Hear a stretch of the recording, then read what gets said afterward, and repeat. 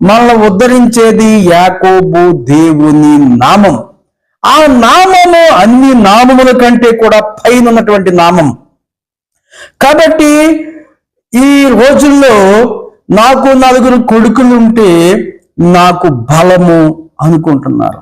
దేవుడు చెప్పి ఉన్నారు, బలము చూసి భంగపడొద్దు, ధనము చూసి దగా పడొద్దు. ఎవరు నిన్ను ఉద్ధరించరు. అందుకనే అప్పుడప్పుడు కొడుకులతో తండ్రులు అంటుంటారు, నువ్వు నాకు పుట్టి నాకు ఉద్ధరించిందేమీ లేదు. కూతురుతో తండ్రులు అంటూ ఉంటారు, నువ్వు నాకు పుట్టి నాకు ఉద్ధరించిందేమీ లేదు.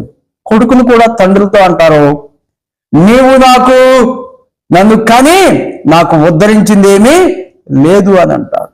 కానీ మనల్ని ఉద్ధరించేవాడు యాకోబు దేవుడు, ఇశ్రాయేలు దేవుడు, మనల్ని ఆదుకునే నాదుడైన ఆయన్ని ఆరాధించడంలో, ఆయన్ని అంగీకరించడంలో, మనం ఆత్మతో సత్యంతో ఆయన్ని ఆరాధించడంలో, ఆయన సన్నిధికి మనము అతి దగ్గరలో ఉన్నప్పుడు, ఆయన సన్నిధిలో ఉన్నప్పుడు ఆయన మనల్ని,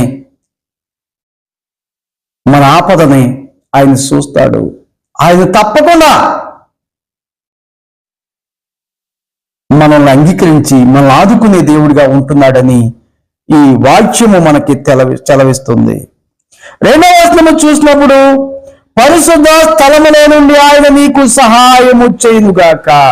ఎక్కడి నుంచి ఆయన చేస్తాడంట? పరిశుద్ధ స్థలములో నుండి ఆయన మనకు సహాయము చేస్తాడు. మనం ఎక్కడున్నాము?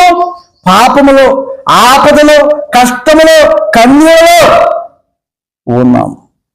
ఆయన ఎక్కడి నుంచి చూస్తున్నాడు? పరిశుద్ధ స్థలములో నుండి ఆయన హస్తాన్ని సాపి మనల్ని రక్షిస్తాడు. ఎందుకంటే రక్షించనేరకున్నట్లు ఆయన హస్తము కురస కాలేదు, విననేరకున్నట్లు ఆయన చెవులు మందము కాలేదు. ప్రతి మనిషిని ఆయన చూస్తున్నాడు. ప్రపంచంలో ఉన్న ప్రతిదీ ఆయన కనబడుతుంది.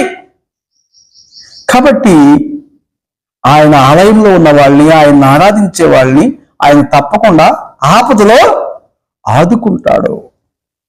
ఎక్కడి నుంచి అంటే సియోనులో నిన్ను ఆదుకుంటాడు.